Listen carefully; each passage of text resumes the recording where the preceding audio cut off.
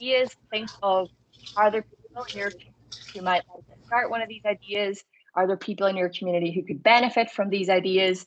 And I know from speaking to Lisa that many of you are the people who are already leading initiatives locally, who are involved in networks that are leading initiatives. So many of you will be best placed to share these ideas and share this opportunity. So I'm going to hand you over now to Lisa, who's going to give a little bit more of a Microsoft perspective and a little bit of a background on some of the work that Microsoft do there in Grant County. Perfect.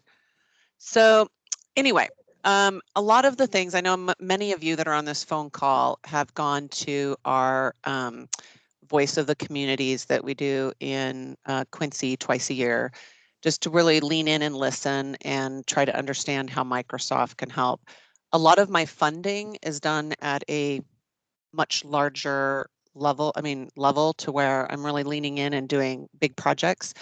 The beauty of this one is this is all small grassroots money for folks in the communities in Grant County to do things themselves. So I'm going to talk a little bit about what we do. So as you can see, there's Satya on the screen. If you are calling in, it's a picture of our CEO. Anyway, the Data Center Community Development Group is the hat that I wear when I work with the data centers. And as most of you know that I'm the TechSpark Washington manager, which covers 6 counties. But when I'm doing things for the data center community development, it's Grant County. So it's really around building community partnerships, establishing open dialogue with the community leaders, and just developing a strong workforce. So next. And here's a little bit more about our initiatives. It's, diversity and inclusion, community equity, employee engagement. I know that there's some Microsoft employees on here, which I'm excited to have you on here. So initiatives, it's about community empowerment, community workforce, community broadband, our environment and sustainability. Holly was supposed to be doing these slides, but she couldn't make it because she had a prior commitment. She can speak much more eloquently to all of these. And then our digital skills and transformation, which I already do a lot of that through my TechSpark program. So next. So here's a little bit of combined all of our data centers. We have 18 data center communities.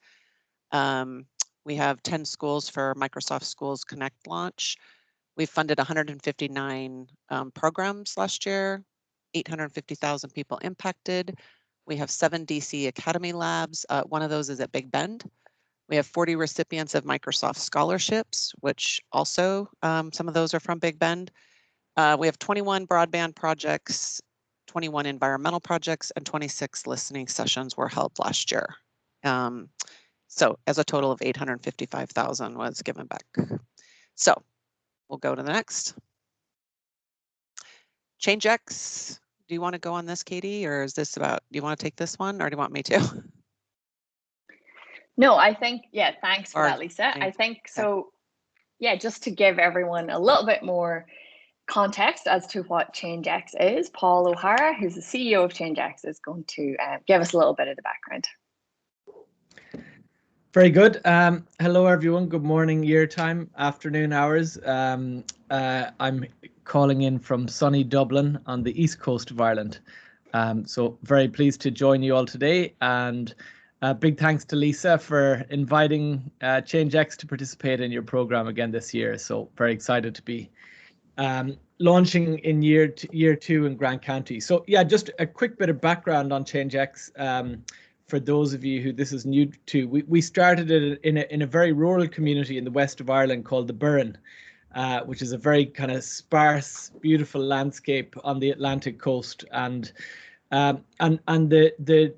what we were trying to do was realizing there was all these great ideas emerging from communities in Ireland and elsewhere in the world. And what we wanted to do was try and make those ideas that were working well in many places available to communities elsewhere. So we started in rural Burren and then kind of spread in Ireland and then into the US and now more recently into the UK and soon to launch in Sweden. And we've had the pleasure of working with Microsoft in many regions now in both the US and Europe. And the ambition we have is really to just empower communities with these proven ideas and with the funding to get them started. And we do that in partnership with companies like Microsoft. So yeah, just in summary then, it's a platform that connects communities to social innovations and funding. So we curate and package replicable ideas. So that could be urban tree planting or coding or whatever. And then funding partners fuel local community teams to get the ideas up and running. Local teams, and hopefully we have some of them on the call here, or you might know some, are the ones that activate these ideas with the finances and how-to guides and whatnot. That could be a team of teachers or kids or retirees or friends, family, whatever it is. And then we measure and share the impact outcomes, which could be environmental or social outcomes. So just jumping on to the next slide there.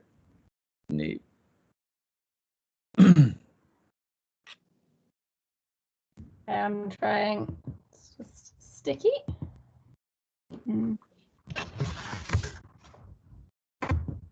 we go. There we go. Thank you. So yeah, very pleased to launch year 2 of the Grant County Community Challenge today. The fund, as Niamh referenced, is $40,000. The grants range from $500 up to $5,000, depending on the nature of the idea. So each idea in the portfolio kind of comes with a different price point, depending on how expensive it typically is to activate that idea. So as Lisa mentioned, it covers the Grant County region. We're hoping that we can activate up to 20 projects with this fund from a portfolio of 13 ideas. And I know Niamh, Katie, and Nicole, and many of the social innovators behind the ideas are on here as well, and will introduce the ideas. So just keep your kind of networks in mind as you're hearing about the different ideas, to think of who might be interested in activating one or other of those ideas. And in terms of the overall theme, we have sustainability, digital skills, and prosperous communities. So that's it. Look forward to hearing from some of the social innovators now as we go, and wish you all the very best of luck with the challenge this year. Brilliant. Thanks, Paul. And just a quick reminder to everyone to mute yourself if you can. We had a little bit of interruption there. And yeah, so we wanted to just show you kind of what this looks like when it actually activates and these projects get off the ground in a local community. So we have a short video that we actually shot in Southern Virginia.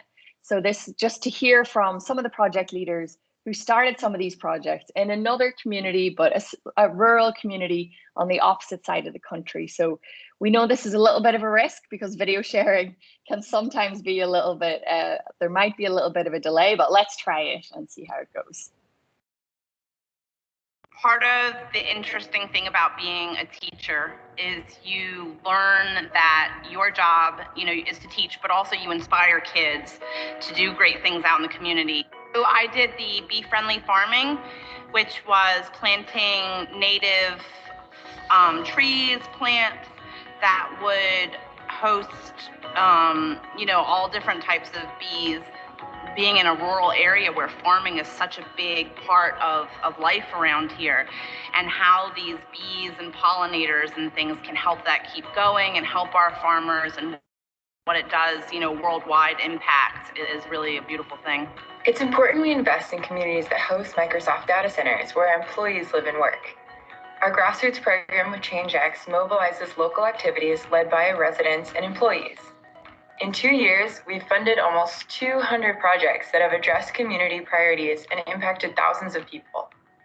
The people were located about 15 to 20 miles from a local grocery store, just a supermarket. So we started talking about that as community organizers and volunteers to determine what could we do to help with that. We did our first food purchase, food delivery, May 11th, Mother's Day weekend. We primarily serve the elderly, homebound, disabled families. We wanted to focus on eating well, eating more vegetables, fresh produce, fruit, in order to try to reduce some of the incidences of diabetes. We started our grassroots program 2 years ago to deepen our impact in data center communities. Thanks to our partnership with Changex, we've been able to quickly scale this approach to 10 communities across the US and Europe. Moving forward, we hope to scale this program to even more data center communities globally. And so for Microsoft to come in here and to help, get these ideas going and to really invest in our community is so awesome, because we're seeing and doing things that maybe we didn't have those ideas here before. Great, thanks for sharing that, Katie. I think it was relatively smooth, and hopefully it was for all of you too. So yeah, Lisa has told me that as things slowly open up, that people are definitely looking for ways to get involved in the local community there in Grant County. So we hope that some of the projects that we share today will be interesting to people and help you all address some of the challenges maybe that you see in your local community, or help people reconnect after a year of staying apart. So yeah, so Katie, do you want to tell us a little bit more about the challenge, how it works, who can apply, and what people get if they apply to start one of these ideas? Thanks, Neve. Yeah, delighted to. So as Neve said, I'm going to just take you through the how, and then we'll come back shortly to the type of ideas that you can start, but the more exciting side of things. So this is the Grant County Community Challenge landing page. We'll be sharing a link to this page with you in the chat in a couple of minutes, and then an email later on. So this is the page we want you to share with your networks, with anyone you think might be interested in starting one of these ideas. So how it works. So you'll select one of a portfolio of 13 fantastic ideas to start in your community. And then you'll go through a 30-day challenge process. So this is just a number of steps that we know will make it more likely for you to succeed and start this project successfully in your community. So this will involve having a call with one of us on the Changex team, so myself or Neve or Nicole, getting a team together. So you need to get a team of 5 people together on your Changex page. You need to hold an initial meeting with your team. That can be in person if it's safe to do so, or virtually is it fine too, if that's safe for either. And then you need to get an action plan together. So your team needs to decide what you're going to do, how you're going to get this project up and running in your community. You upload that action plan along with a photo of your team to your page, and then your 30-day challenge is complete. At that stage, we can release 70% of the funding that's been allocated to you. So as Paul mentioned, there's between $500 and $5,000 in total available for each of the ideas, depending on how much the cost of that idea is. So you'll get 70% of that at that stage. In 4 to 6 months' time, we'll ask you to share the outcomes that your project has been having in the community. So we'll want to see some photos and an impact survey completed. And at that stage, we can then release the remaining 30% of your funding. So who can apply? So Microsoft and Changex want this to be as easy and accessible as possible for anyone to start a community project. So once you're based in Grant County and you're passionate about improving your community's well-being, then this is likely for you. So you can be an individual, and in which case you'll form your team through this process, or you can be an existing organization or community group, a place of worship, a library, a retirement center. The list is almost endless. So you don't need to be a registered nonprofit, but you can be. And yeah, so it's as open as it possibly can be. And then in terms of what you get to help you get started, as well as the funding, you'll get your own page on Changex with tools to help you share updates and photos with your team. You'll get a starter pack in the mail, which will be an update or a how-to guide on how to start any project in your community, and also a more detailed 5-step guide on how to start your particular project in your community. And then you'll also get support from us. So if you need to send us an email or a call, we'll be on hand as well to help you. And the social innovator behind the idea will also be on hand to give you any tips and tricks to getting started. So I'm going to hand back to Neve and the social innovators to run through the actual ideas that you can get started. Brilliant. Thanks so much, Katie. If you want to just move on a slide there, and everyone will get to see all the different projects that are part of the community challenge. So all these ideas originate in different parts of the US and Europe, and they're working in lots of different communities, and they can be taken and adapted to the local context there in Grant County. So we have quite a few of the organizations on the call with us today. The first place we're going to go is to Tessa Trix in the UK, who's going to tell us a little bit about Community Fridge. And we've seen a lot of demand for Community Fridge on Changex over the last few months, as I think food insecurity has increased and people have become more aware of the problems around food waste. So Tessa, do you want to tell us a little bit about how Community Fridge works? Yeah, thank you. Thanks for having me along today, and good morning and afternoon. I'm Tessa from environmental charity Hubbub. We're based in the UK. I'll keep it really brief because I know there are lots of people wanting to share their great projects. So Community Fridge is a space essentially where anyone in the community can exchange surplus food. So that food might come from a retailer, or it might come from a local garden or grower. And the purpose is really, one, to reduce food waste, as we know that a third of all the food in the world that's grown goes to waste. So it's a really simple solution to doing that on a hyperlocal level. But two, we know community fridges are a great way to bring communities together around good food, increase access to healthy food, because quite often the food moving through the fridge is fresh food that's kind of coming up to the end of its life, but is still well within its window and great to eat.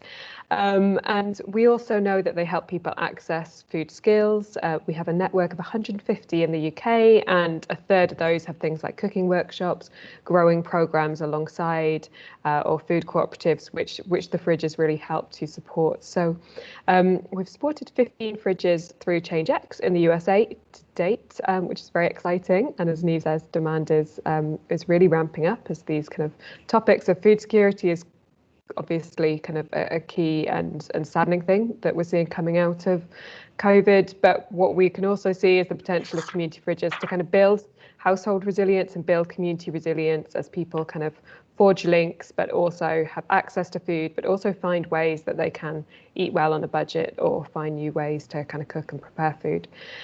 So quickly, in terms of what we offer, we're able to provide a how-to guide that walks you through everything that you'll need to do to set up a fridge, to measure the impact, to run it really safely and efficiently. Obviously, kind of food safety is really paramount here. So we have some food safety guidance that we're able to offer you, and we can kind of take a call and walk you through those steps.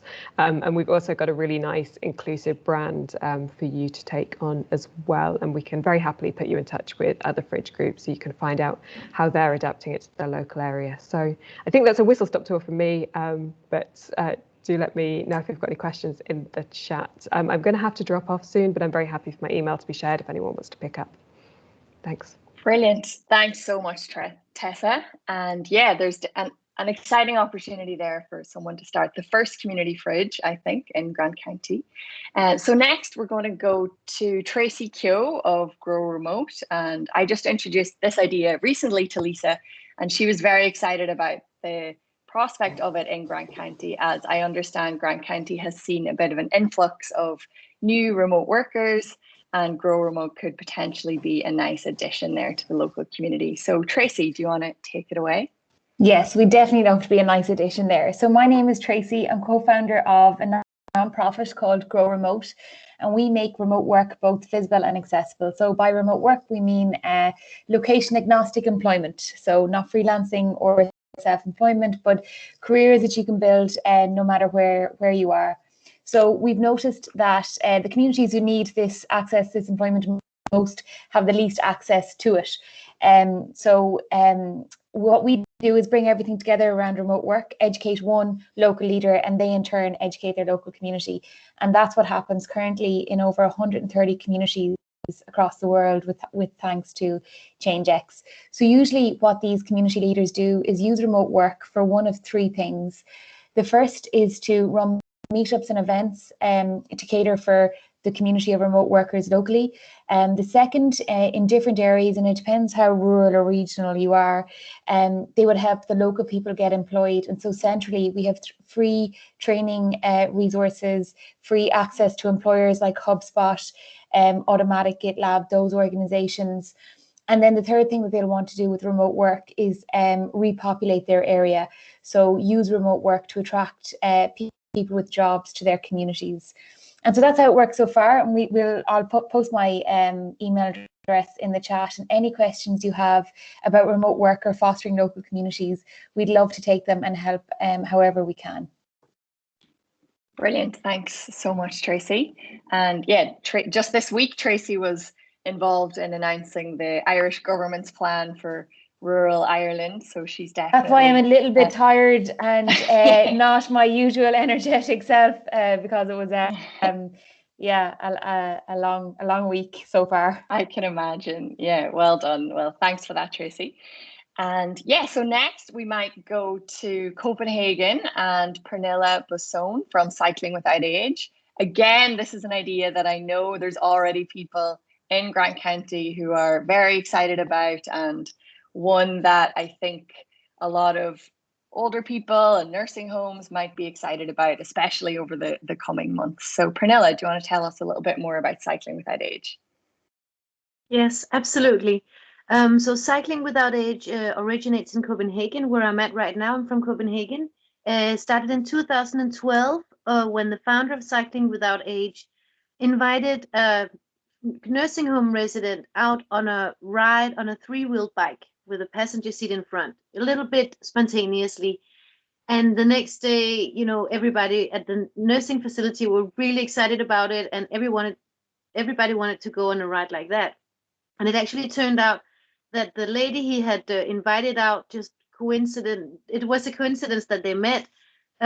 She told him so many stories, and when he came back and told the staff about it, they said, how can that be? Because she doesn't actually really talk, which always really gives me goosebumps, because it is such a powerful tool to be re-invited into society, to have someone listen to your stories, to tell about your stories and so on. So it definitely was very clear from the beginning that it has a huge impact on people who usually feel isolation. And that's what a lot of people felt and do still feel in nursing facilities, because a lot of the activities, they go on inside.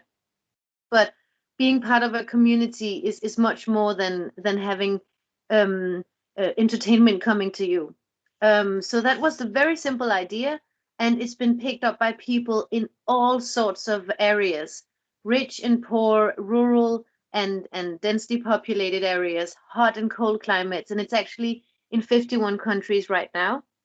It comes also at the same time that there is a way for more inclusive urban planning, and more cycling and slowing down, pretty much.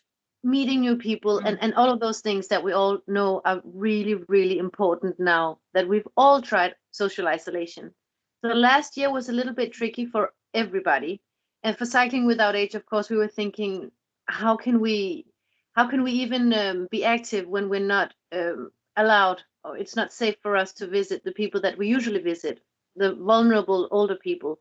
But it gave us an opportunity to talk a lot about what isolation feels like. And now we've all tried it, and you go nuts if you're just staying inside and you don't meet people. So I'm hoping that you can see the benefit of going outside, taking a trishaw ride, meeting new people, and doing Cycling Without Age. And we welcome all of your questions, and we welcome you into our community. I'm going to write my email address in the comments as well, and I look forward to connecting with you. Brilliant. Thanks so much, Pernilla, for that great introduction. And Lisa was telling me yesterday that one of the nursing homes in Quincy, they're allowing their first visitors, I think, on April 1st, after over a year, I think, of no visitors. So very excited for those. And yeah, it sounds like now would be a great time for anyone who might have thought about starting a Cycling Without Age chapter to do so. So yeah, we're going to come back to the US now for a couple more idea introductions. So we might go to Shelley Kessler, who's in Philadelphia from Playful Learning Landscapes, who's going to tell us a little bit about Urban Thinkscape. Hi, everyone. So Urban Thinkscape is a project of Playful Learning Landscapes. And our mission is really to transform public spaces into joyful learning opportunities.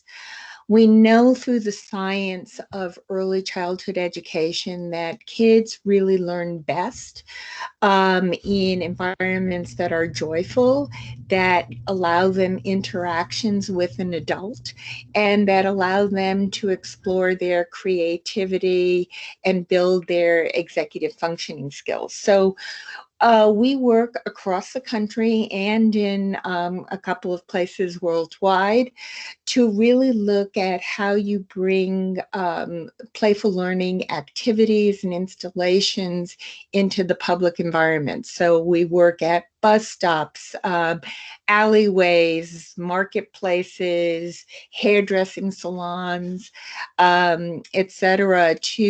And we develop with the community activities that we already know help build language skills, STEM skills, and executive functioning skills. So in many of our activities, we work within a framework of either a larger installation, or we work with local community engagement folks to really build out something that represents the community, its culture, its needs, its wishes. And then we work with them to decide on a playful learning goal, their learning goal, and design activities and installations that the science already tells us will increase vocabulary, interaction, fraction speak, number speak, etc.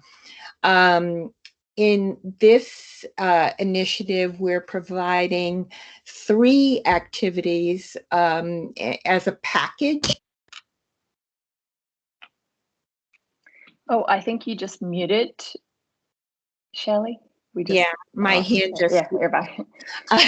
We're providing 3 templates for activities for an installation that will work in an individual community. We often do, in our larger work, we often do more than that, but in this case, it's sort of a package, and they help pick what they want from our portfolio within certain parameters, and we provide technical assistance to them in terms of how they're going to install it, what it's going to look like, and the prompts that will allow families and communities to understand how this contributes to their community. Cool. Thanks so much, Shelley. And yeah, we're just starting to see some of the first installations now happen in communities across the US, supported by Microsoft in Southern Virginia and Chicago. I know there's puzzle walls being designed pretty much as we speak. Yeah. So yeah, and it sounds like there's a little bit of interest as well locally in Urban Thinkscape. And I know it aligns with some of the work that Lisa is doing locally in Quincy anyway, where they're kind of looking at public spaces and how they could be made more accessible and more useful for things like learning for more people. So yeah, thank you, Shelley. So then finally, we're going to go to Isaac Lyle, who I think is in San Francisco or the Bay Area at least, who's going to tell us a little bit about Pollinator Partnership and Bee Friendly Farming. So 2 different programs that are part of this challenge. Yeah, thanks. So I'm with Pollinator Partnership, again, headquartered out of San Francisco, California. We are a North American-wide organization, and we're actually the largest organization, nonprofit organization, devoted to pollinator protection and conservation. So that's bees, it's also butterflies, hummingbirds, beetles, all pollinators. And some of our signature initiatives include things like the North American Pollinator Protection Campaign, where we gather over 170 different stakeholders to try to solve issues. Our eco-regional planting guides and other useful resources that we have available for free just for consumers, homeowners, organizations, and our Bee Friendly Farming program would really be our other key signature initiative, and International Pollinator Week as well. And we're encouraging people right now to register their just personal home garden, maybe their community garden, on our website and share their story with us to see how they're part of this larger movement. And with bee-friendly farming in particular, that's really a program geared toward growers in particular, where we list some guidelines and some criteria for how agriculture can be involved in making this change for pollinators, and how we can grow food in a way that's sustainable for pollinator health. And we will actually certify farms and other growing operations as bee-friendly farmers and bee-friendly in the bee-friendly farming program, so that they can get some consumer recognition as well for their practices. And that program has really been expanding a lot over the course of this past year. We certified over 60,000 acres just in 2020 alone, despite the pandemic. And we've expanded that program now also to home gardeners who want to support the program, and other partners who might want to work with the program in more of an educational capacity. We're working with a museum right now out of Tennessee, for example. So lots of potential to be involved with either Pollinator Partnership or with bee-friendly farming specifically. Great. Yeah, thanks so much, Isaac. We've seen lots of groups start both of those projects now in all the different communities that we work in across the US. So I'm sure there will be more in Grant County. So I know we're getting a little bit tight for time, but I'm just going to ask my colleagues Nicole and Katie just to do a very quick overview of the other ideas that we didn't get to go into in a little bit more depth. So I might go to Nicole Eggleston, who's in Baltimore, to kick us off. Hi everyone, thanks Neve, happy time zone. So with River Cleanup, it is a community initiative where you can aim to clean and maintain rivers across the US. We've partnered actually with American Rivers, which is a national organization that has that same mission. With community composting, it's for community members to divert food waste from landfills using the process of composting. And with Slow Streets, it's for communities to sort of see their streets in a new way, to create safe space for people to be able to walk and run and bicycle, and also be able to have these long conversations with city leaders. Pass it off. Great, thanks, Nicole. And yes, Slow Streets is led by an organization called Better Block, who I know are actually doing a project in Quincy quite soon. So hopefully there may be some potential to work together on that. And Katie, do you want to bring us through any remaining ideas that we didn't get to yet? Sure thing. Yeah, so GIY is an idea that originated in County Waterford here in Ireland, and they're one of our longest standing idea partners.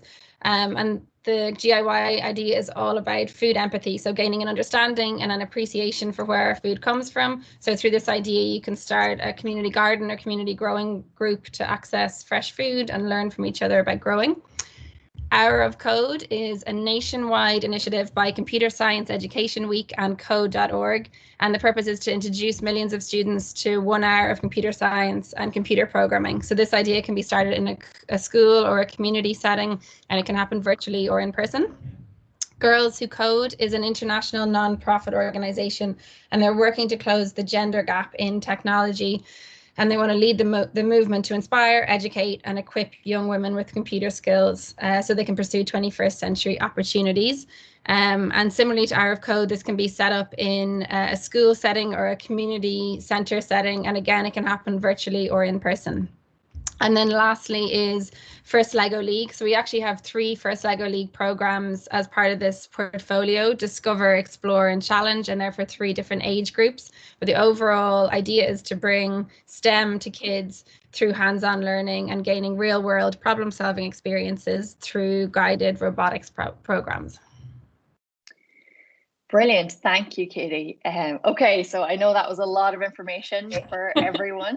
So we don't have too long left. So yeah, we'd like to just kind of pause there. Katie, if you want to stop sharing slides and open it up to questions. So if anyone has feedback, any idea you're particularly excited about, any questions you have about how it works or about any of the ideas, you can feel free to unmute yourself and shout it out, or if you're a little bit shy, you can post it in the chat and then we can get to it. Well, I'll go and I'll kind of open it up. When we did it a year ago, or I guess it was a year and a half ago or whatever, before COVID, I was so excited. I know John Boyd heard me champion this, but I loved the idea of getting our seniors out. So I am, that is one that I want to see. And Lindsay just sent me a message too and said that wants to get that started back up for the Cambridge, because I just think there's so much going on in Quincy and around, and we just have great fresh air in the fields and so much excitement just to get them out, and it would make all of us healthy. So as well, that would be, riding them around. So I'm like so down for that. And I see that there's quite a few colleagues that have some other ideas. So I love these. And I love the fact that they're small grassroots. And I think that's what everybody on here needs to understand is you don't have to be a Rotarian. You don't have to have a group. If you like one of these ideas or you want to do it, is community gardens on there? Did I see that? Grow it yourself. Yeah. Grow it yourself. Yeah. So, you could get a group of neighbors in your neighborhood together to start a community garden on your street to where everyone, can be a part of that. There's just a lot of really great ideas. So I'm really inspired to see what everyone comes up with. I know I see Annette Lovett on here. If you can share this out with the Moses Lake Chamber, there's just a lot of things. So anyway. Great. Thanks, Lisa. And yeah, I'm sure Pernilla will be more than happy to support you and Lindsay and whoever else wants to get involved in finally getting the Cycling Without Age chapter going. So Gigi, it looks like you have your hand up there. Hi, good morning, good afternoon, everyone. So when we were talking about, the health aspects and things like what Lisa touched on, we had at one point talked about making Quincy a blue zone. Is that any part of something that you are a part of that helps create that healthy, program that's actually specific towards what they've already done to create blue zones? Are you familiar with it, Eve? I'm familiar with it, but not in a very, I know of it and the kind of concept, but I don't know, I'm pretty sure that some of the ideas, like the likes of Cycling Without Age, like the kind of concept of food growing, of more open streets, they're probably small initiatives that might contribute to what makes a blue zone community. But I don't know, Paul, do you want to more about trails and things like that, and walking and that's being addressed by the city, and I think the city's on here, so they've got some good ideas. But these are ways that I see complementing that. So I think maybe doing some research on that and seeing here's what the city is stepping up to do. Here's ways we can complement it, or augment or whatever. Yeah. Exactly. Yeah. Thanks, John. John just put a link in there for everybody. Oh, yeah. Thanks, John. Pernilla, you had your hand up there. Did you want to jump in? Yeah, I just want to say that I'm going to look at that link, but I heard about blue zones in regards to the psychologist Susan Pinker, with regards to where people they get very, very old. So I'm sorry if I misunderstood the concept. But I just want to say that Susan Pinker, if you know her, she's a Canadian psychologist, and she's actually a Cycling Without Age affiliate. And she's starting her own chapter. And she's written a book called The Village Effect, where she went to Sardinia in Italy, where they have a lot of centenarians. And she found out that close relationships and social interactions are number one indicators of longevity and happiness in life. So even smoking or drinking too much alcohol or not exercising and all of those other things are actually 5 and 6 down the list, because if you don't have relationships, you will not become very old. And I think it's really amazing that she is actually an affiliate right now. Yeah, that's very cool. Yes, it's so cool. So, so I mean that, yeah, I guess that, and I think that's one of the parts of Blue Zones.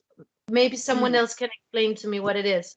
That was what that's what I had in my head too, where people live longer than other parts of the world. And it sounds, Lindsay just said that the senior living centre in Quincy is taking on the concept of Blue Zones, which is great. So hopefully that might be yet another reason to do Cycling Without Age.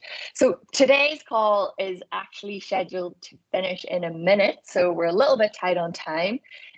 So yeah, thanks everyone so much for joining. The kind of big call to action today is to help us to spread the word. So Lisa is going to share an email after the call with some communications that you can use to share in newsletters or social media. Please do, anyone who's come to mind as we've been talking through the ideas, please do let them know that this opportunity exists, that there's funding there to start these ideas. And yeah, thank you all for joining us today. I'm just going to hand over to Lisa to give the kind of final word and a little bit of a rallying call there from Quincy. So now this is a really great opportunity. I'm hoping that you will throw it out to your network, whoever that might be. It might be your family and some of your neighbors want to take this on, or maybe there's a group of you. So want to throw that out. The pollinator, that is a big thing for around here. We're a big farming area. People are stealing bees here because it's like, you've probably seen that theft going on because we just don't have enough. So I'd love to see some of those projects, get picked up as well. But we've got far-reaching areas of Grant County. I would love to see some up by Cooley City. Annette, I know I'm leaning on you on that as well.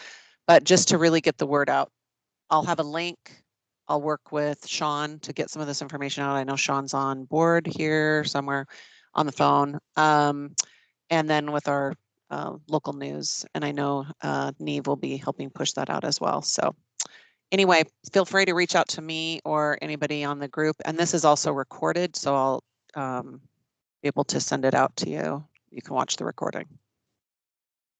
Brilliant. Thanks so much, Lisa. And if anyone has any questions, you can reach out directly to the Changex team, to myself, Katie, or Nicole, and then we'll be in touch through Lisa with lots of comms for everyone to share. So just Sean, yes, hi there.